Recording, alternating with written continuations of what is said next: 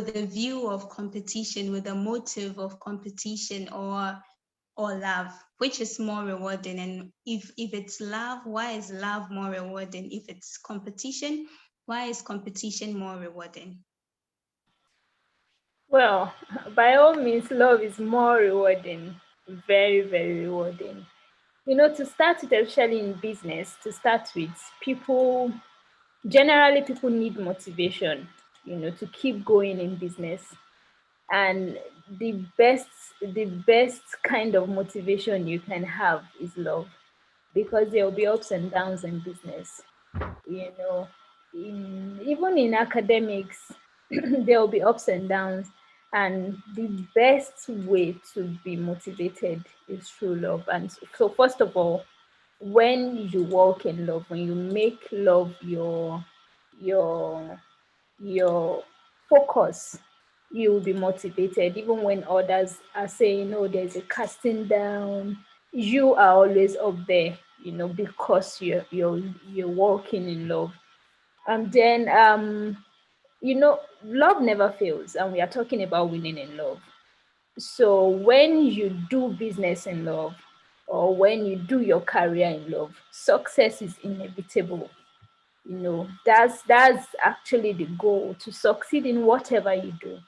So when you do whatever you do in love, success is inevitable. And then even doing business or academics or career, whatever it is, doing it in love gives you a sense of fulfillment. It makes you fulfilled, because you see people pursuing things and yet they don't feel fulfilled. They don't feel complete. They don't feel all. It's as though they are being teared down, and they feel like, I have all this, I've acquired a lot. Why do I still have that emptiness in me? So, but then love gives you that sense of fulfillment. I don't know, for me personally, when I'm good to people, when I do good works to people, much more than the physical reward or the applause, I get fulfillment, even when nobody knows about it. So doing things in love, doing business, doing academics in love gives you a sense of fulfillment. Thank you.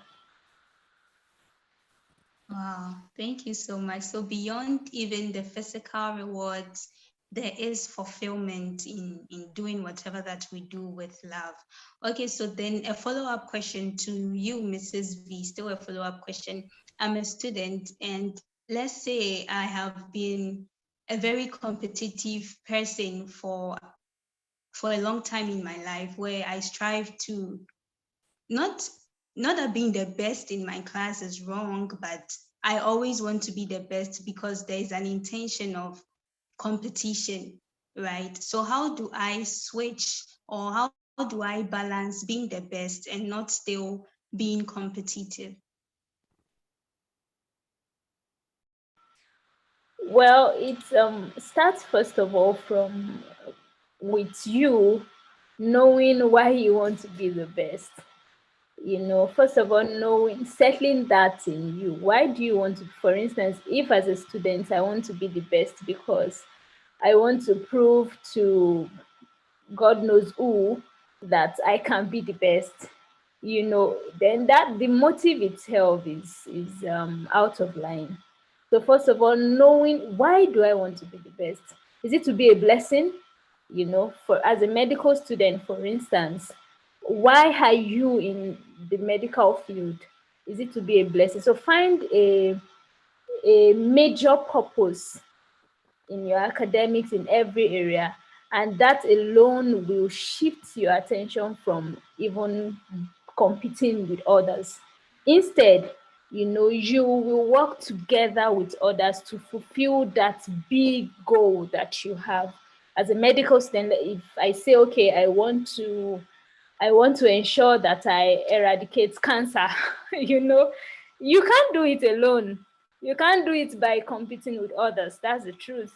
You have to work with every other person around you to achieve that goal, because that goal is bigger than you. So having a specific purpose for why you are in whatever field you are will shift your purpose from shift your focus rather from competition. Thank you. Amazing. Having a purpose. Why am I in this field? Why am I doing what I'm doing? So switching, letting love be the motive, or love be the reason, the motivation to push me in whatever that I'm doing. Amazing. Thank you so much. Thank you. All right. So to you, Mr. Prosper, what are the rewards in love? Mrs. V said love is more rewarding. So what are the rewards in love? She mentioned fulfillment.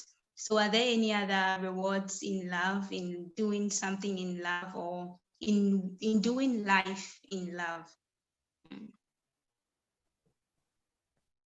Okay, thank you for the question, Blessing.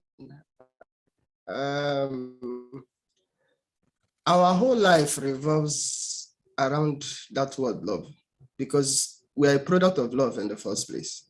And when we talk about rewards in love, I think the list is endless. First of all, there is peace. You know, every good thing you can think about as a reward for doing good is part of the reward of love. There is unity, there is overflowing joy. You just find this happiness, you find this fulfillment that, yes, I've been able to do this, I've been able to affect this, I've been able to show these people the way to live. And that is the whole essence of our life. Being able to, be impactful, because we are not here for just ourselves. We are here because there are those that are awaiting our demonstration of this love that we have been given. So when we're able to, impact this, when we're able to give this, I don't know how else to, combine all this to explain it better, but you just feel the joy. There's this praise-like attitude in you that you will have. You are always grateful. You are strengthened against adversity. There is this glory, there is development, there is growth, there is beauty. The list is endless. So there are a whole lot of reward in love than I have said. Thank you. That's great. That's great. I really like the first line that you said. We are made in love. We are made by love. Yeah, and we are made to love. That's amazing. That's amazing. All right, so would go into it more. One of the speakers is going to be talking about loving your enemies. Now, when many people hear love your enemies or loving your enemies, we have this picture of who an enemy is and what we are supposed to do, what we are not supposed to do, all the do's and don'ts. So I want to ask you, who is an enemy and why do we have to love our enemies?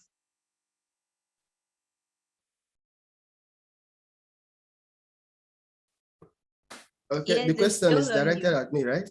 Yes. Okay, we'll start it this way. Generally, an enemy is perceived as someone who tries to or stops you from making progress, in general terms. And with God, it is possible to love our enemies, no matter how hot it might be about what they've done. And the life of love does not permit you to avenge yourself. So you are condemned to loving your enemies. Now, we are a product of love. I said this earlier.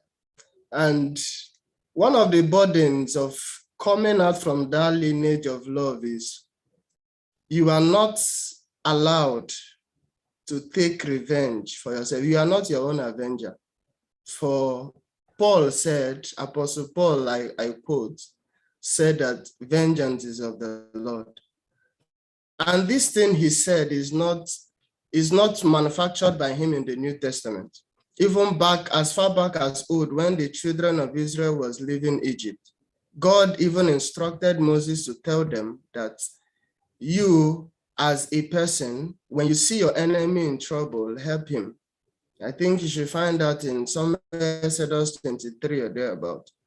Even if it's you go as far as helping even your enemy's sheep, the properties, as low as the least thing you can think of. So when you see your enemy misplace his or her money, you don't say, God have catch you today. No, you have to do your best to help your enemies. Okay, so we are, no matter where we come from or the circumstances surrounding our coming into this world, irrespective of our nationality, and as a matter of fact, a product of love. And as such, we are to exhibit the characteristics of love wherever and in whatever condition. It's easier said than done, but this is the reality. We cannot shy away from the truth because we are hurt. At some point or the other in our lives, we may have been hurt by someone so badly that we feel like, this person should cease to exist. But we are condemned in this regard too, because love is a life. And if we see it as a life, we live it. It's just like we are living a life now. You are in the medical school. You don't just because one of your lecturers says, you shouldn't come to class today. In fact, I will teach you a lesson, and then you still run away from a medical field. It means you're not strengthened enough to remain. And in love, there is no backing out. You continue moving forward. And part of the things you will meet while moving forward is that you will meet offenders. And we are admonished to forgive and allow our avenger, which is God, the righteous judge, to do whatever justice that he means right for whoever we perceive to be our enemies. Thank you. Profound. Love is alive. Love is alive, and love is the reason why we have life. So with love, there's no backing out. Amazing. Thank you so much, Mr. Prosper. All right, so we'll just go into our last question.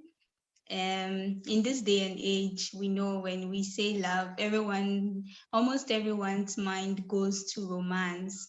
So how do we cultivate the culture of love in the workplace, in our communities, even on the streets, in the buses, in the trains? How do we cultivate that culture of love everywhere that we find ourselves without narrowing it down to just romance? Mrs. B.